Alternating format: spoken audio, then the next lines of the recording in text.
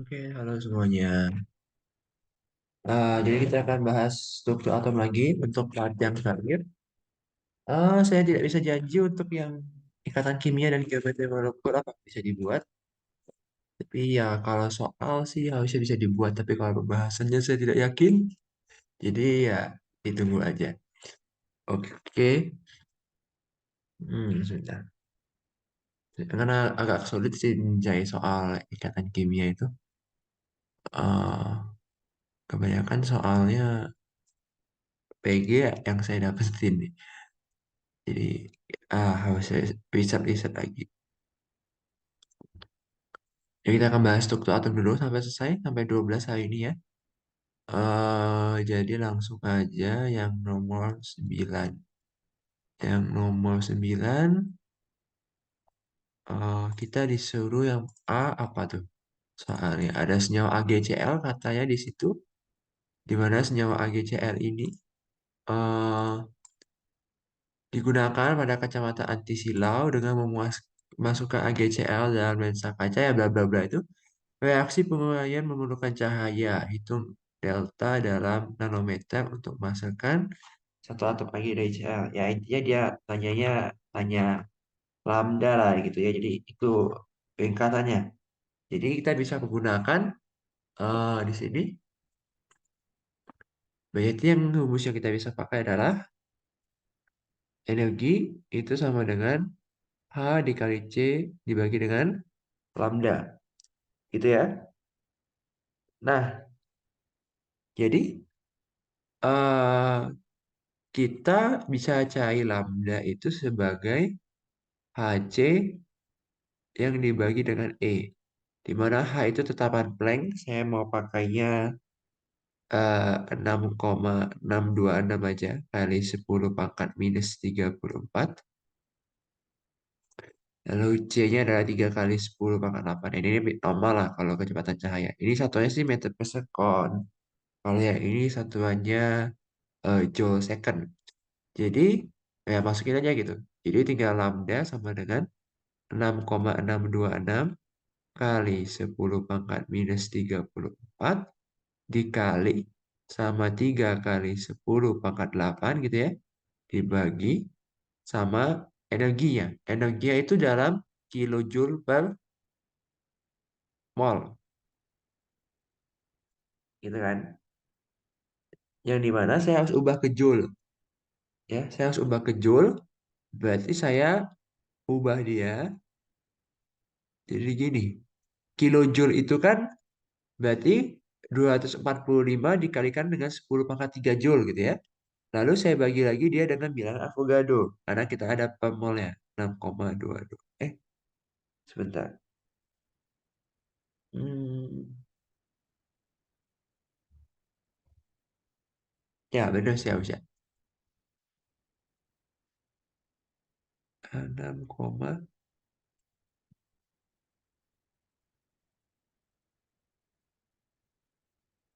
sebentar. Oke. Oke gitu ya. Karena kita konversinya itu dari kilojoule per mol ke joule. Kalau kita kan biasa kan mengalihkan 6,022 kan gitu ya. Tapi kalau yang ini enggak gitu. Jadi yang ini posisinya dia di bawah. Karena kita mengubahnya dari eh, kita mengubahnya dari kilojoule per mol ke joule. Yang pada umumnya yang kalau di atas-atas ya kita mengubahnya itu dari joule tuh. Dan kita ubahnya dari joule ke kilojoule per mol. Maka kita kalikan ini. Kalau kita mau balikin ya berarti kan dibagi ya gitu ya. Ya itu ya kurang lebih lagi kayak gitu. Ya. Jadi lambdanya kalau kita pakai kalkulator dapatnya sekitar 488,6 nanometer katanya gitu. Ya.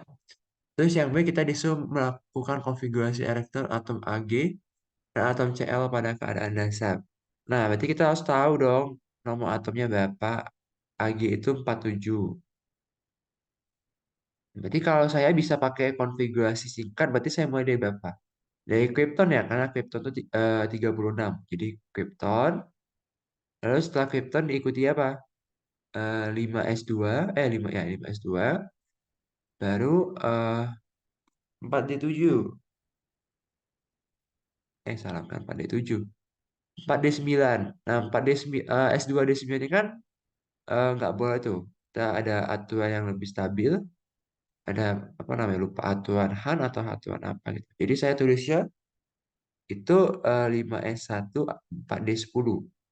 Atau kalau mau ditulisnya Krypton terus subkulit dia dulu, baru subkulit S-nya ini juga nggak masalah. Ya, karena ini menunjukkan bahwa 5S adalah kulit terluar dalam konfigurasi ini gitu ya. Terus kalau CL ya, CL harusnya lebih gampang lah ya. Jadi CL itu berarti adalah neon, karena neon itu 10, neon 3S2, 3P5 gitu ya. Oke. Yang C kita disuruh menentukan empat bilangan kuantum elektron terluar. Nah, kan ujung-ujungnya kan intinya elektron terluar gitu. Berarti kita akan cari dari 5S1 dong. Berarti ini N-nya pasti 5, L-nya pasti 0. Untuk bilangan magnetiknya itu pasti 0. Dan magnetic spin-nya itu bisa plus minus setengah. Ya, kalau nentuin bilangan kuantum jangan bingung lagi. Karena hitungannya cukup gampang. Nah, teruskan sifat kemagnetan dari logam Ag. Logam Ag itu berarti punya elektron, ini kan valensinya ya, 4D10 5S1. 4D10 itu kan orbital yang terisi penuh kan, terisi penuh. Nah, kemudian ada 5S1. 5S1 itu kan kalau saya kotakin ini. Nah, berarti dia masih ada satu elektron lagi yang tidak berpasangan. Gitu ya. Maka sifatnya apa? Paramagnetik.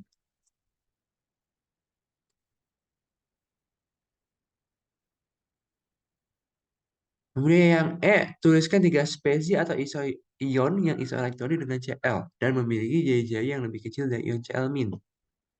Oke, banyak sih sebenarnya yang ini.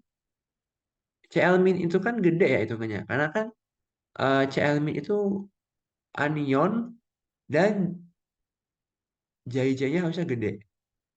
Ya, Cl- itu jadi jari-jarinya harusnya eh, cukup gede gitu ya. Nah, jadi yang apa aja yang isoelektronik contohnya argon. Argon kalau dibanding Cl- pasti gedean Cl-. Kenapa? Karena argon kan muatannya nol atau tidak bermuatan kan. Sedangkan kalau Cl kan muatannya -1. Artinya kalau anion kan terjadi tolak menolak di lu elektron di kulit valensi terluar. Tolak menolaknya menguat. Maka jari-jarinya bertambah. Kalau Al kan nggak ada apa-apa tuh, jadi lebih kecil. Terus apalagi ada K plus gitu. Ini unsur ada unsur periode 3 nggak? Oh nggak ada. Ya udah berarti K plus dan Ca2 plus. Ya gitu gampang ya. Terus yang F terdapat elektron Ag yang menempati orbital 3DXY dan 3X kuadrat min Y kuadrat. Ya kalau orbital D itu gambarnya gini guys. Jadi orbital D itu ya gambarnya sih bebas ya. Cuma kalau ini enak berarti gini. Jadi kan ini nih. Ada tiga sumbu berarti. Ada sumbu Z, ada sumbu ini ya. Ada sumbu Y, ada sumbu X. Sekarang kita mau menggambar D XY. Gimana cara gambar D XY? Gitu ya. Nah, cara gambar D XY adalah ini kan X atau anak lain. Ini Y, ini X. Nah, tengah-tengahnya kalian buat cuping gitu. Tuh, jadi tengah-tengahnya kalian buat cuping. Nah, terus ada lagi nggak D XY? Yang ini kan? Tuh. Sama buat dua cuping lagi di orbitalnya yang di sumbu yang lain. Jadi kan yang tertulis ini kan cuma XY. Nah, kalian buat orbital di Z. Jadi DXY itu gambarnya kayak gini. Ya, jelek banget ya. Saya tahu ya, nggak usah dibilangin. Ya itu orbital dari DXY. Nanti saya coba lihat nanti kita akan lihat juga di media gimana mereka gambarnya. Ya, kemudian ada DX kuadrat min Y kuadrat. Nah, ini susah gambarnya gimana juga. Saya nggak tahu ini. Ini oke. Ini Z, ini Y, ini X. Dx kuadrat min Y kuadrat itu tengah-tengah.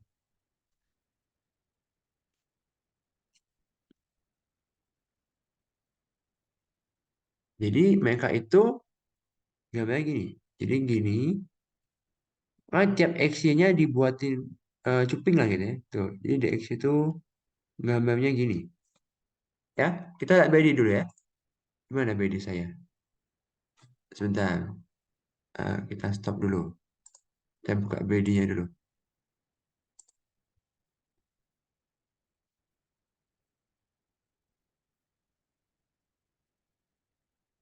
Wah, loading lama ya buka BD ya. Rasa bukunya gede-gede. Oke, ini dia. Mhm. Ini BD. Ada sih. Geblek. Nah, ini yang D ya. Jadi kan udah dibilang tuh. Jadi kalau DXY, ini saya bantu coretin dikit lah. Jadi kalau DXY, eh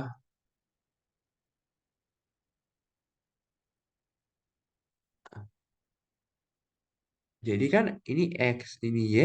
Nah, kalian buat tuh tengah-tengahnya tuh. Buat tengah-tengahnya sama ada Z tuh. Gitu ya.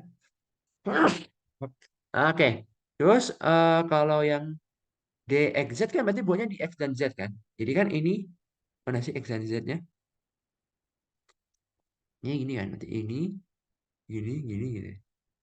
Aduh, jelek. Sudah.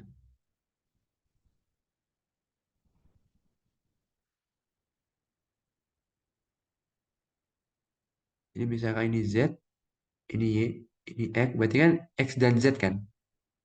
Berarti kalian buatnya di sini tuh. Tuh. Terus kalian buat lagi tuh di situ. Di mana? Di sini. Tuh. Terus tinggal buat dua cuping lagi deh yang kalian belum buat. Jadi kan di sini ya. Tuh di sini sama di sini. Jadi ikut aja pasti kalau sub kulit dia itu pasti ada 4 cuping. Itu aja ingatnya. Jadi kalau kalian udah buat dua di sini, nah kalian tinggal buat dua lagi aja di A yang berlawanan atau A yang simetris lah kita bisa bilang. Jadi dia itu bentuknya pasti simetris kayak tanda tambah gitu. Ya. Kemudian tadi ada juga DYZ ya. Saya DYZ saya rasa sama. Jadi antara Z sama Y gitu ya. Ini mana Y-nya? Ini Y, ini Z berarti kan cuping tuh. Nah, terus kalian buat di A yang berlawanan. Jadi posisinya pasti mereka tuh buatnya ya kayak tanda tambah lah gitu ya. Terus ini dx kuadrat min y kuadrat, jadi mereka kena dx kuadrat min y kuadrat itu bentukannya gini. Jadi ya begitulah.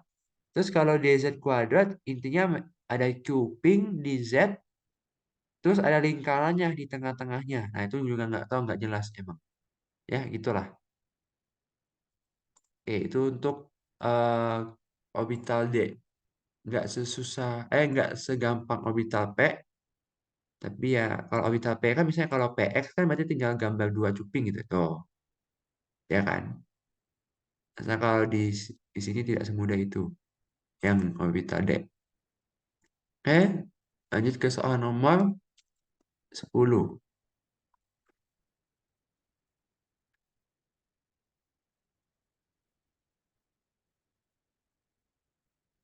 Soal nomor 10 berbicara tentang transisi elektronik. Nah, kalau kita bicara transisi elektronik, pasti nanti nggak akan jauh-jauh dari rumus yang pasti ada n something sama n something gitu ya. Nah, jadi kita akan lihat dulu tuh ada beberapa frekuensi katanya.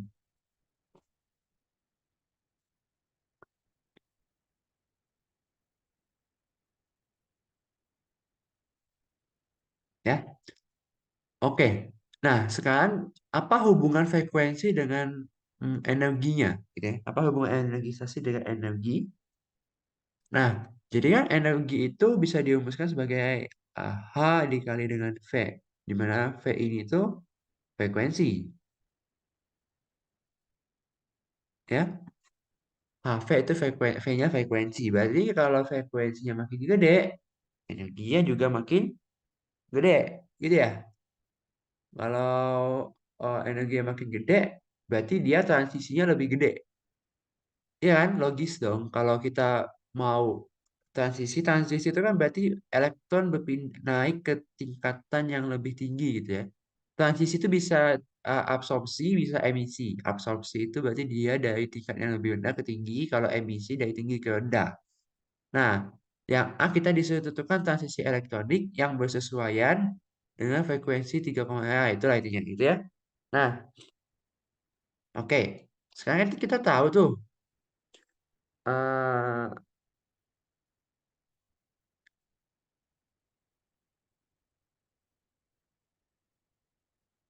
kita punya rumus yang seperti ini kan, bahwa menurut postulat Bohr, rumusnya kayak gini. Oke? Nah, kita disuruh tentukan transisi elektronik yang bersesuaian dengan frekuensi. Sebenarnya ini nggak perlu ngitung yang A, gitu ya. Yang A itu nggak perlu ngitung. Intinya, kalau misalnya kita masukin di sini, misalnya masukin berapa ya? Misalnya masukin, hmm, kalau masukin satu ke dua, coba. Berarti kan kalau satu ke dua kan jadinya seperempat di min satu. Berarti jadi 3/4 B. Kalau misalnya dianya dari eh tiga satu ke tiga kan jadi 1/9 min satu. Berarti 8/9 B. Di mana jelas bahwa 8/9 ini lebih gede kan daripada ini kan. Nah makanya itu membuktikan bahwa kalau kita mau ke tingkatan yang lebih tinggi pasti butuh energi lebih gede gitu ya. Nah jadi frekuensi di sini sebanding dengan energi gitu ya, dan sebanding juga dengan transisinya. Nah, maka kalau kita disuruh tentukan yang mana yang frekuensinya itu 3,157, ya udah ditandain aja. Dia kan biar Deliman. Deliman itu pasti dimulai dari N1-nya 1. Jadi dia itu selalu mulai dari N1 posisinya 1. Tapi N2-nya nggak tahu berapa. Nah, karena kita tahu bahwa frekuensi itu sebanding, nah, maka tinggal lihat aja tuh, 2,466 sama 2,923 kan lebih gede. Berarti kan ini kategori 2, 3. Berhubung ini yang dikasih datanya urutan. Toh, itu ya. Betul? Nah, ya udah.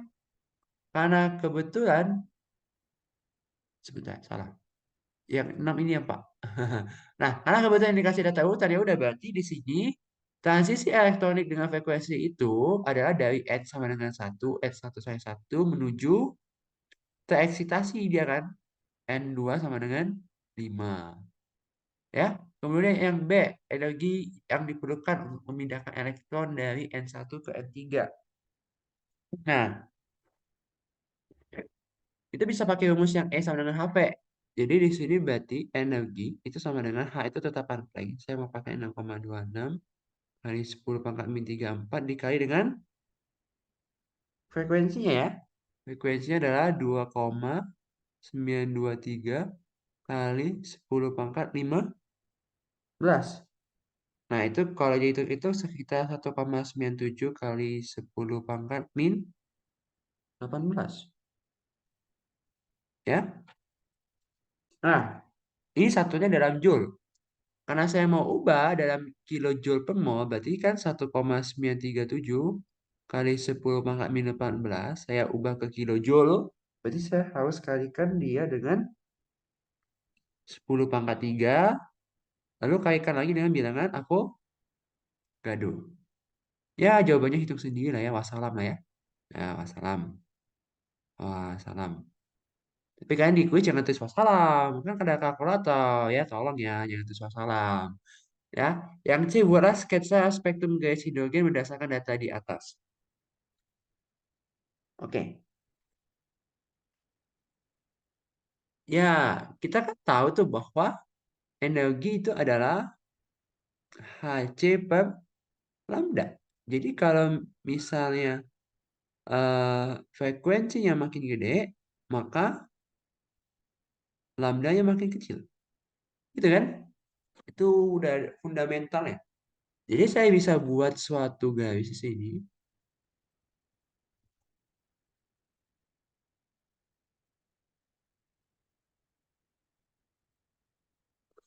Nah, tadi kan kita indeksnya 23 ya, jadi saya ikutin aja. Jadi kan panjang gelombang tuh nolnya tuh mulai dari sini tuh. Jadi berarti yang paling panjang gelombangnya berarti yang paling kecil, ya kan? Berarti dari yang paling kecil. Yang paling kecil itu kan berarti ini. Berarti yang paling kecil kan frekuensi paling kecil akan menghasilkan lambda paling gede. Maka kalau lambda yang paling gede paling di ujung kiri. Berarti ini lambda 2. Jadi ini kita lihat lambda 2, ini lambda 3, terus ini lambda 4, ininya lambda 5, ininya lambda, karena saya kategorinya, nah lambda 6. Ini grafiknya udah nih grafik. Gitu ya. Jadi kalau makin kiri maka panjang gelombangnya makin ini. Ya, makin gede. Ya gitu.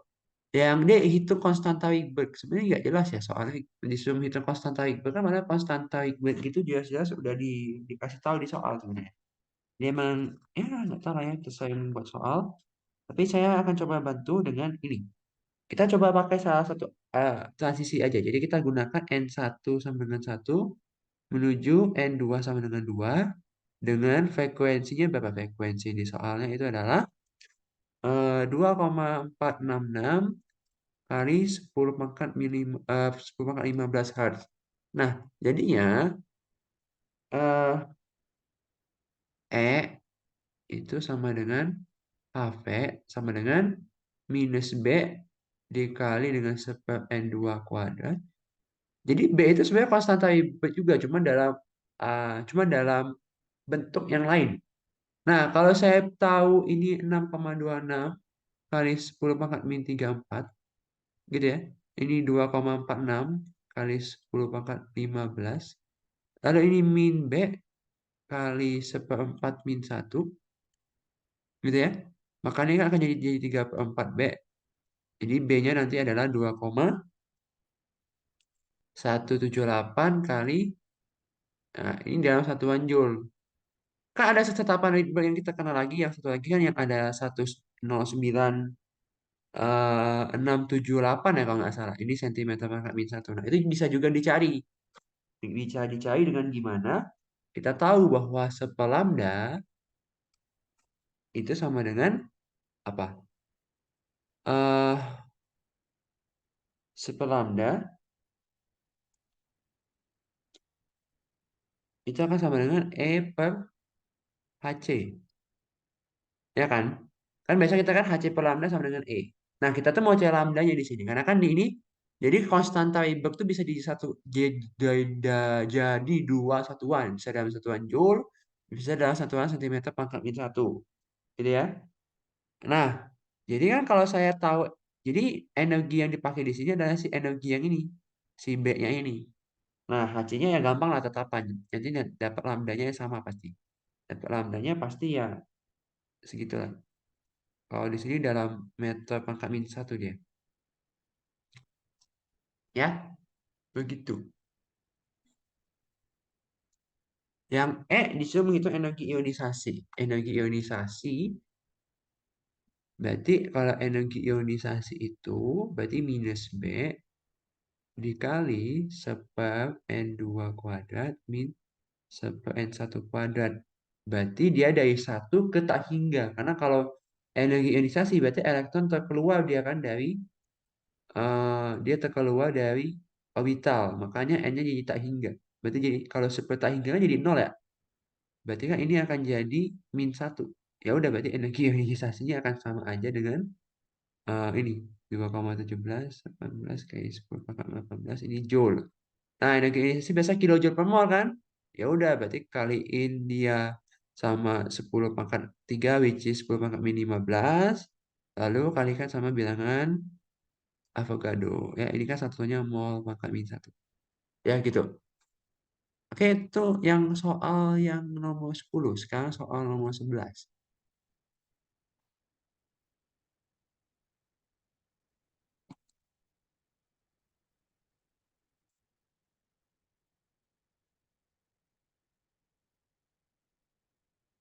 Oke, soal nomor 11 di situ kita punya gambar.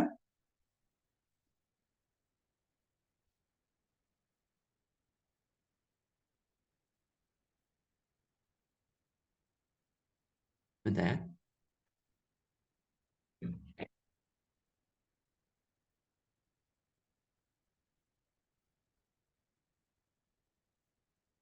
Oke, jadi kita punya spektrum. Jadi baca spektrum ini gimana? Kita baca dulu.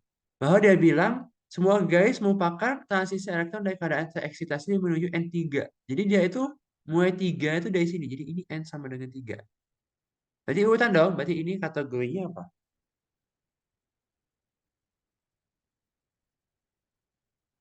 Oh, salah. Jadi 3 tuh berarti di sini 3 tuh keadaan dasar. Berarti di sini berikutnya berarti bukan N3. Berarti ini 4. Jadi ini N-nya sama dengan 4. Salah, salah. Ya. Terus ini N-nya 5. Berarti ini N-nya 6. Gitu ya. Jadi transisi yang menghasilkan garis A dan B, berarti kalau garis A, berarti dia dari N1-nya 3, terus N2-nya jadi 5. Kemudian garis B, dari N1-nya 3, jadi N2-nya sama dengan 6. Oke? Gitu ya. Nah, yang katanya garis B mempunyai lambda 142,5 nanometer. Gitu ya. Nah, kita disuruh hitung lambda untuk garis A. Nah, ini kita bisa pakai perbandingan bersama Rydberg. Jadi bersama Rydberg itu kan bisa juga ditulis gini. Jadi lambda itu sama dengan Rydberg, tetapkan Rydberg kali eh, Z kuadrat. Nah, kalau ini N1 kuadrat min N2 kuadrat. Jadi teman-teman persamaan Rydberg itu N1 akan selalu lebih besar dari, sorry, N1 akan selalu lebih kecil harusnya. N1 kan pasti akan selalu lebih kecil dari N2, gitu ya. Ini yang persamaan Rydberg yang dalam kategori lambda. Jadi berarti sih saya bisa buat perbandingan tuh. Jadi sepelamdanya A itu sama dengan tetapan Rydberg kali Z kuadrat. Ini kan berarti dari 3 kuadrat ke berapa? Ke 6 ya. Kalau A kan dari 3 ke 6 tuh. Dibagi sama lambda B. Lambda B kan tahu tuh 142,5 sama dengan R. Ini Z kuadrat 1/3 kuadrat minus 1/5 kuadrat. Ada yang bisa dicoret dong. Ya enggak? Yang dua ini kan bisa dicoret tuh. Ya enggak? Tuh. Nah, jadi tinggal kalau jadi sepelambda A, berarti kan ini akan jadi 142,5 per lambda A, gitu ya. A-nya harusnya A gede, bodoh lah ya. Oke. Ini akan jadi berapa? 1/9 min 1/36. Hmm. 1/9 min 1/36. Harusnya jadi ini ya. 4, 1, 1/12 ya. Lama banget ngitung ini doang. 1/12. Oke. Berarti ini 1/12. Yang ini 9 sama 25. Oh, ketemunya kapan itu? 225 ya cuman ya. Cuma ketemunya pas 225 lagi. Jadi 225 bagi 9, 25 min 9. Berarti 16 per 225. Jadi lambda A itu adalah berarti eh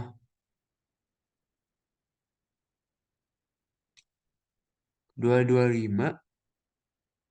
Salah. Sebentar, sebentar, sebentar. Rapiin dulu deh. Jangan gini lah tuh pusing. Jangan gini lah.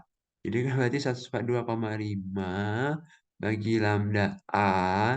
Ini kan akan jadi 225. 16 kali 12 berapa ya? 16 kali 12. 192. Jadi lambda A itu akan jadi 142,5 kali 192 bagi 225. Ya, jadi gitu. Ya, harusnya sih benar ya, harusnya gitu sih. Ya, jadi gitu. Oke, terus yang C, tentukan nomor atom dan muatan ion tersebut. Nah, nomor atom dan muatan ion, taunya dari mana? Nomor atom dan muatan ion. Dari rumus yang sama, gitu kan ya. Dari rumus yang sama, Jadi kita pakai salah satu lambda aja. Misalnya saya pakai lambda B. Jadi seper lambda B, ini adalah tetapan akibat kali Z kuadrat dikali dengan seper N1 kuadrat minus seper N2 kuadrat. Nah, jadi berarti 1/142,5 nanometer. Nah, sekarang kita mau konversi. Nah, ini tetapan akibatnya ke nanometer juga.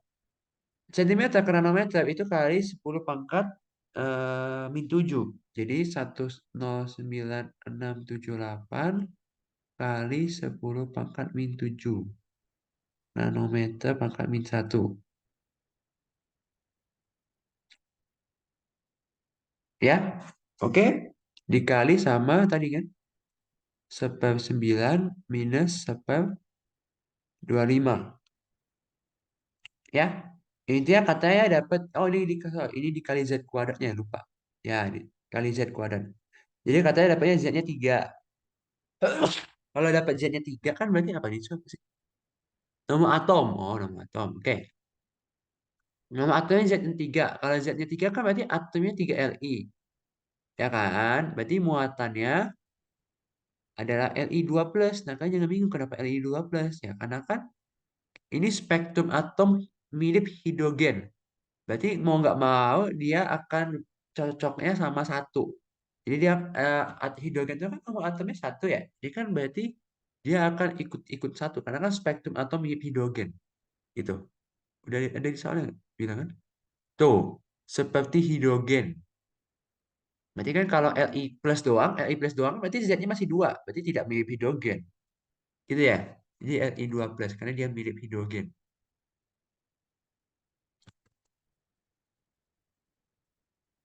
Lanjut, lanjut.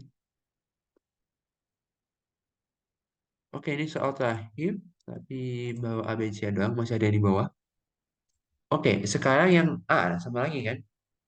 Baca David Balmer. Kalau David Balmer pasti N1-nya dalam keadaan N1-nya pasti 2. Berarti ini kategori 3, ini kategori 4 gitu ya. Berarti kan udah deh gampang. Berarti kalau disuruh tentukan N1, N2, berarti untuk garis A, N1-nya 2 dan N2-nya 4. Kalau garis B, N1-nya. Oh, kalau 4. Salah guys. Ini 3, astaga. Bentar, bentar.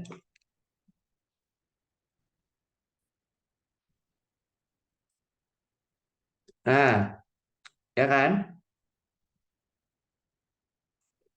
Yang B nilai tetapan Rydberg segitu, tentukan lambda. Ya udah, berarti kan sepelambdanya A itu sama dengan tetapan Rydberg yang adalah RH kali Z kuadrat seper N1 kuadrat minus seper N2 kuadrat. Gitu ya? Bentar.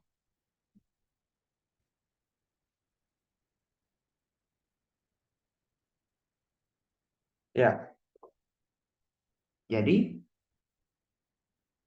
ya udah, jadi lambdanya berarti sepelambda A ini 19678. Ya, Z-nya 1 jadi nggak usah dipikirin. Ini berarti dari 4 jadi 9 gitu ya. Ya kan? Jadi dapat lambdanya A-nya berapa gitu. Kalau di sini katanya dapatnya 15233,05 katanya sentimeter. Oh salah, sepelambda A-nya. Sebentar. Hmm,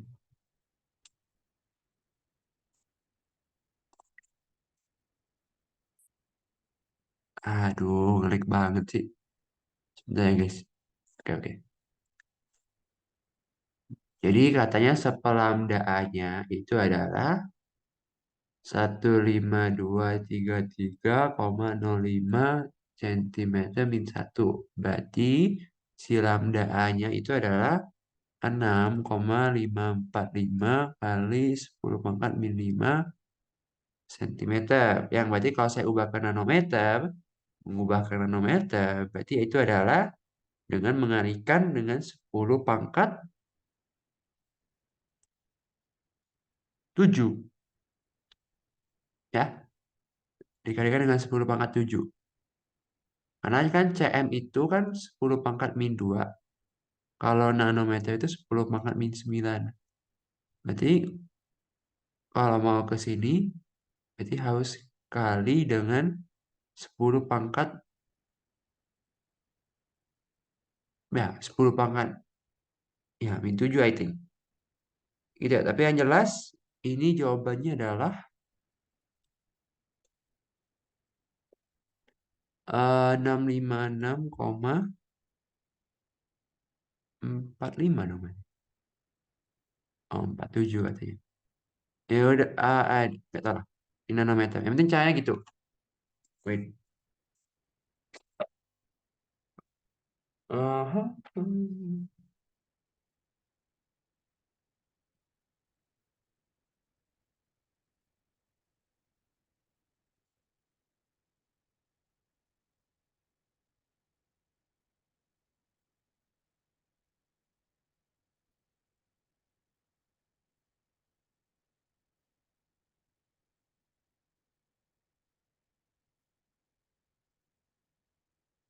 Kayak gitu ya. Jadi kalau mau ubah ke nanometer, kalikan dengan 10 pangkat 7 gitu ya. Sama aja kayak kalian ubah cm ke milimeter, kan kalian 10 ya. Milimeter itu kan 10 pangkat min 3.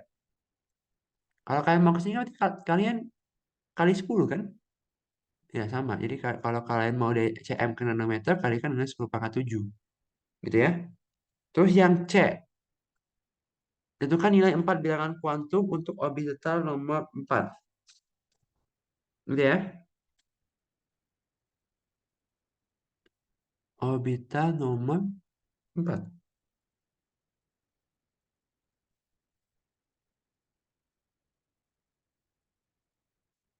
Nggak jelas ini. Karena ini soalnya soal UTS yang PG sih. Jadi kan orbital itu kan orbital D ya. Itu kalau yang ini berarti apa nih?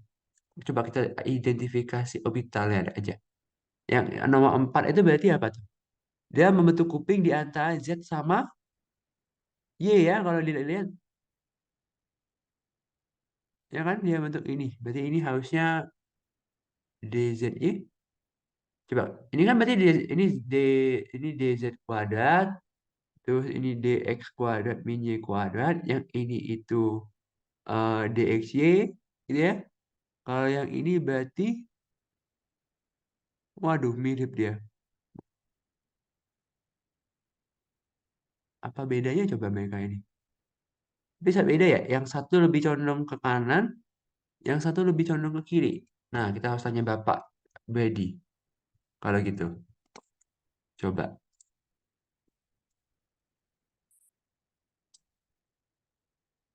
Oh, yang lebih condong ke kanan itu DXZ. Jadi ini DXZ. Ini DXZ, ini DZY. DZ. Ah, jelek banget. DXZ. Mana DXZ?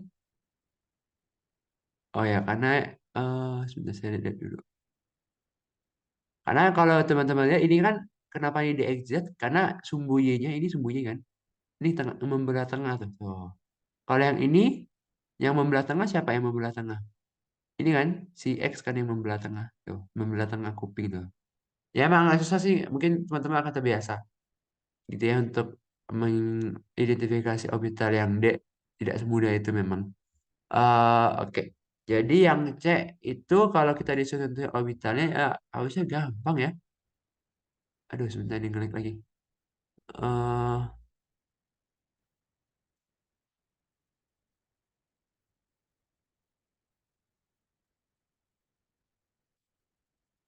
jadi yang C itu kan karena dia subkulit D, pasti N-nya akan lebih pasti N-nya itu akan lebih besar sama dengan 3 ya kan? Karena kan kita tahu bahwa subkulit D itu dimulai dari saat 3D. ya kan? Jadi dia pasti mulai dari 3. Dan L-nya pasti 2. Terus magnetiknya itu bisa -2, bisa -1, bisa 0, bisa +1, bisa +2. Lalu spinnya plus minus setengah gitu ya. Kemudian soal berikutnya itu di D. Ada bagian masih lanjut bawahnya. Oke.